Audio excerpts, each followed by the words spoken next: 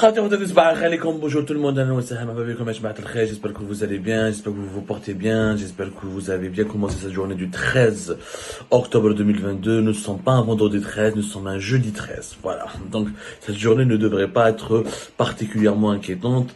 Mais bon, nous allons commencer la journée par une annonce surprenante qui démontre encore une fois ce que nous dit Jean-Nafi Algérie-Part concernant cette alliance, entre guillemets, rêvée par le régime algérien avec la Russie de Vladimir Poutine, une alliance qui n'a ni queue ni tête parce que Vladimir Poutine n'a absolument aucun sentiment particulier, ni une affection particulière à l'égard de l'Algérie. Il n'a que des intérêts, il n'a pas de sentiments. Contrairement aux dirigeants algériens qui fonctionnent aux affects, le dirigeant russe, Vladimir Poutine, ne fonctionne que uniquement pour ses intérêts pragmatiques. La preuve, la Russie, notre allié, notre fidèle allié, notre protecteur, notre grand frère, tout ce qu'on nous a présenté durant l'année 2020-2021, la Russie avec laquelle l'armée algérienne a organisé plusieurs exercices militaires, la Russie que nous voulons inviter sur notre propre territoire national le 1er novembre prochain pour un exercice militaire fait à Bedla, la Russie a annoncé officiellement qu'elle va coopérer avec le Maroc pour lui permettre de se doter d'une première centrale nucléaire.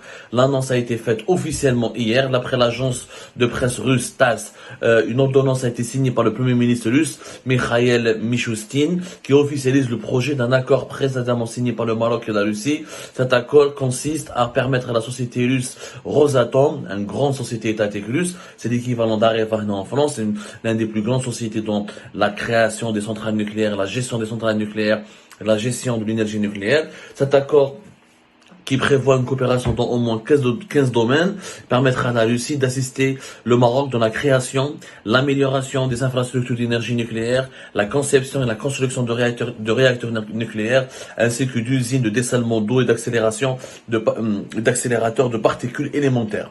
Ce sont des infrastructures qui fonctionnent essentiellement avec de l'énergie nucléaire. En plus, dans cet accord qui a été validé officiellement par l'ordonnance signée par le premier ministre russe Mikhail Mishustin, la Russie s'engage à fournir aussi au Maroc des services et une expertise en matière de cycle combustible nucléaire, usés radioactifs ou encore la gestion des déchets nucléaires. Cet accord prévoit aussi que la Russie va aider le Maroc dans l'exploration, le développement des gisements d'uranium et l'étude de la base de ressources minérales du pays, la formation du personnel des centrales nucléaires, ainsi que la formation du personnel d'organisation de l'État du Maroc chargé de la réglementation de la sûreté nucléaire.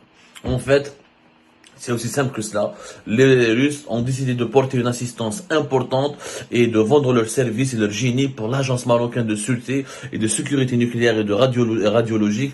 Et le Maroc a un programme, il veut se doter lui aussi de centrales nucléaires, comme c'est le cas pour l'Algérie. Et voilà notre allié, la Russie, qui se tourne vers le Maroc, notre premier adversaire. Maintenant, j'aimerais bien voir les dirigeants algériens, j'aimerais bien voir leur gueule. Les dirigeants algériens qui nous ont fait croire que la Russie sera de leur côté s'il y a une guerre entre le Maroc et l'Algérie. Le Maroc qui serait l'allié d'Israël, des États-Unis d'Amérique et des pays de l'OTAN. L'Algérie qui, soi-disant, devait s'abriter derrière la Russie de Vladimir Poutine. En cas de guerre, on allait rééquilibrer les forces. Et la Russie de Vladimir Poutine, cet allié auquel on achète chaque année des milliards de dollars d'armes, à peu près 7 milliards ou 8 milliards de dollars d'armes, on achète chez la Russie. La Russie, elle est prête à donner les secrets de l'énergie nucléaire à nos adversaires marocains. Ah, c'est génial, hein? Bravo le dirigeant algérien. Bravo, hein? Bravo, voilà l'alliance russe. L'allié russe. Où je que les Poutine n'a pas de sentiment. Poutine, il s'en fout de la crise du Sahara occidental. Pour lui, le Sahara occidental n'existe même pas.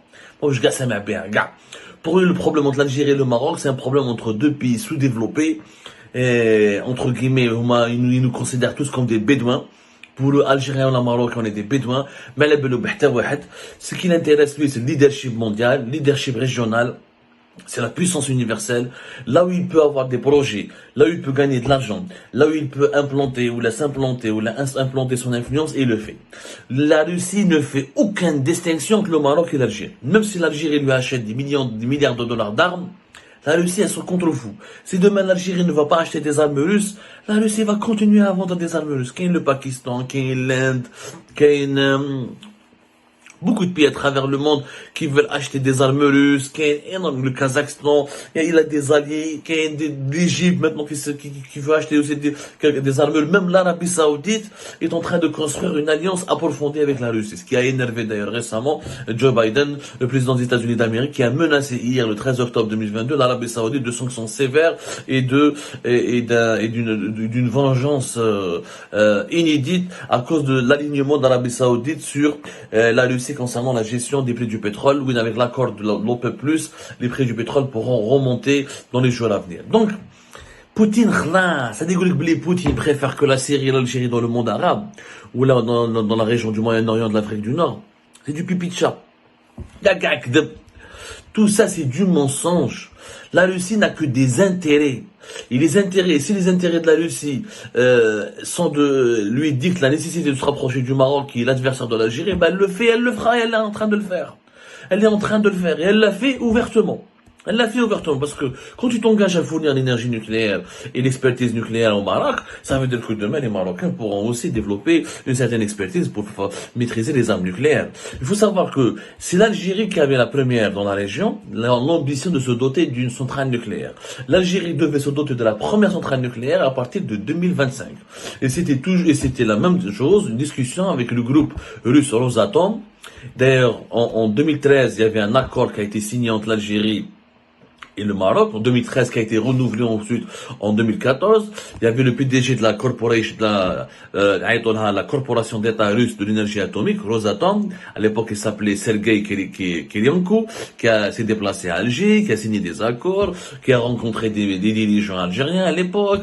Il était question de construire la première centrale nucléaire en 2025. Ensuite, quelques années plus tard, d'ici 2030, l'Algérie devait construire une deuxième centrale nucléaire. On bat l'Algérie pour équilibrer, toujours dans une logique équilibriste. Elle voulait confier la construction de la deuxième centrale aux Français à Areva. Elle voulait donner une centrale pour les Russes, une centrale pour les Français, pour n'énerver personne, pour ne décevoir personne. Bon, le projet n'a jamais vu le jour pour le moment à cause de l'instabilité politique du pays, la crise du Hirak, la crise du 5e mandat 2019. Donc ce projet, nous sommes en 2022. Cette centrale, le projet de la centrale nucléaire n'a plus jamais vu le jour, on n'a plus jamais parlé de cela et c'est complètement à l'abandon pour le moment. L'Algérie avait fait une étude préalable où elle a prouvé qu'elle avait déjà 29 000 tonnes d'uranium au niveau de nos réserves nationales, les ressources nationales terrestres. Avec ces 29 000 tonnes, on pouvait faire fonctionner pendant 60 ans 2 centrales nucléaires d'une capacité de 1000 mégawatts chacune, ce qui aurait pu permettre de produire entre 15 et 20% de l'électricité que nous consommons annuellement grâce à ces 2 centrales nucléaires. Mais bon, malheureusement, l'Algérie, toujours ralentie dans ses problèmes internes, dans ses crises internes, dans son instabilité interne.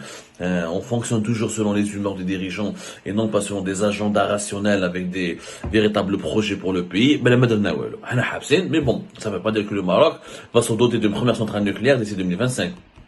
Une centrale nucléaire, ça coûte énormément cher, ça coûte beaucoup d'argent. C'est des investissements de plusieurs milliards de dollars. C'est une maîtrise technologique. C'est un processus industriel énorme. C'est pas quelque chose d'arrois. Mais j'ai fini là, ça veut pas dire encore une fois que le Maroc va se développer ou il va avoir rapidement une centrale nucléaire. Une centrale nucléaire coûte en moyenne 1,5 milliard d'euros. 1,5 milliard d'euros, mais à cela il faut rajouter des dépenses annexes pour la maîtrise du fonctionnement de la centrale, la gestion de l'uranium, les stocks de déchets, etc. On peut dire c'est facilement plus de 2 milliards d'euros. C'est beaucoup d'argent. Mais bon, le problème à la roche dans le sujet de l'énergie nucléaire, parce que moi je suis un partisan du développement du nucléaire en Algérie. Je pense que l'Algérie, pour répondre à ses besoins énergétique interne, devrait aller un jour ou l'autre vers l'énergie nucléaire. Mais le problème n'est pas là. Le problème est ailleurs. Le problème, c'est que ce positionnement, le sujet d'aujourd'hui, c'est que le fameux positionnement favorable à la Russie de Vladimir Poutine, il est nul pour l'Algérie. Parce que Poutine ne va pas protéger l'Algérie. Poutine se contre-fout de l'Algérie. Pour lui, l'Algérie n'est qu'un client parmi tant d'autres. Comme il a plus d'intérêt stratégique avec l'Inde, ou là avec l'Iran, ou là avec l'Égypte, ou là avec le Nigeria, qu'avec l'Algérie. C'est une fin moumnée. On leur achète des armes, point barre. Ça ne veut pas dire que l'Algérie, la Russie de Vladimir Poutine va envoyer son armée, ou là ses experts, ou là va nous soutenir militairement contre le Maroc. La preuve. Si on était un allié apprécié, et un allié précieux pour la Russie, si on était un allié précieux pour la Russie, Est-ce que la Russie de Vladimir Poutine aurait signé un accord de coopération nucléaire avec le Maroc? Nous sommes en guerre géopolitique avec le Maroc, nous avons des tensions politiques importantes avec le Maroc et que nous avons des différends très graves avec le Maroc. Nous n'avons plus de relations diplomatiques avec le Maroc depuis fin août 2021. Pourquoi le faire? Wesh. Il aurait pu respecter la sensibilité des Algériens. Il aurait dit non, moi je vais pas m'allier, je vais pas fournir de la maîtrise technologique pour une centrale nucléaire à l'adversaire de mon allié. Ils s'en foutent. Deuxièmement, il y a aussi une explication à cela. Il y a un contexte dans lequel qui était favorable pour la Russie pour se rapprocher du Maroc. C'est le rapprochement de l'Algérie avec la France. C'est une réponse directe.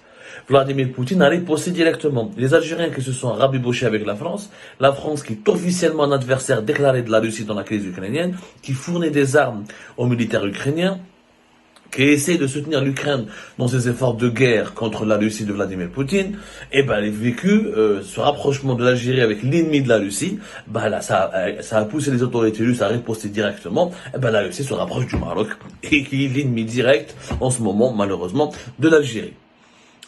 Quel est le contexte qui est là? Nous sommes le 13 octobre, juste après la visite de la grande délégation, l'une des plus grandes délégations gouvernementales de l'histoire de France à l'étranger, 15 ministres plus le Premier ministre Elisabeth Borne, juste après la visite officielle d'Emmanuel Macron le 25-27 août 2022, depuis le 12 octobre 2022, les Russes ont décidé de passer à l'action et d'aider les Marocains et de signer un accord important avec les Marocains pour les aider à maîtriser l'énergie nucléaire. C'est quand même une concordance qui est quand même très étrange. Et qui prouve que la Russie de Vladimir Poutine riposte à l'Algérie. Toi tu me dis que tu passes ton temps à dire que je suis un allié, plusieurs délégations russes ont visité l'Algérie, des exercices militaires communs, un autre exercice militaire commun est prévu en novembre dans la wilaya de Béchar, pas loin de la frontière marocaine, il y a eu des déclarations d'intention, Lavrov qui est venu à Alger, l'accueil chaleureux qui lui a été réservé, les belles déclarations, l'Algérie qui s'abstient, qui ne vote pas contre qui ne vote pas, ou elle s'abstient, ou elle vote contre les résolutions des Nations Unies contre la Russie, et à la fin, l'Algérie qui revient vers le gérant de la France, parce qu'elle a bien vu que Vladimir Poutine patine sur le front militaire ukrainien, et l'Algérie a peur, et c'est très bien qu'elle est encerclée en Libye, on fait le Sahel, au Maroc, avec le Maroc, etc.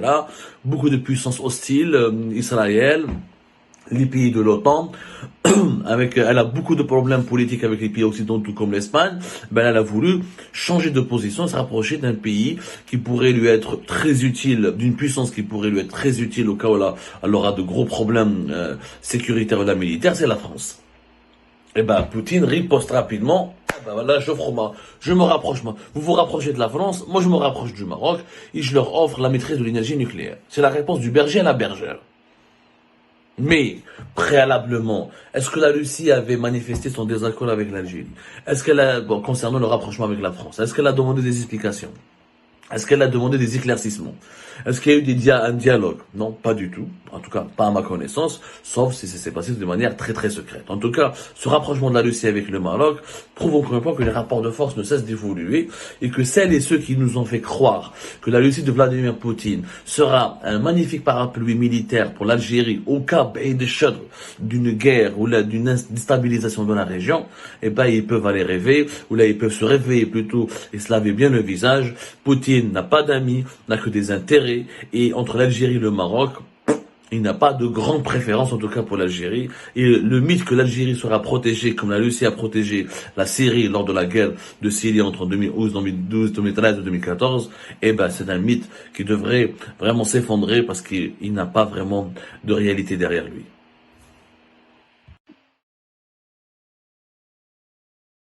كنتمنى هذا الفيديو ينال اعجابكم وما تبخلوش علينا بلايك وباشتراك ديالكم في القناة باش يصلكم كل جديد. شكرا.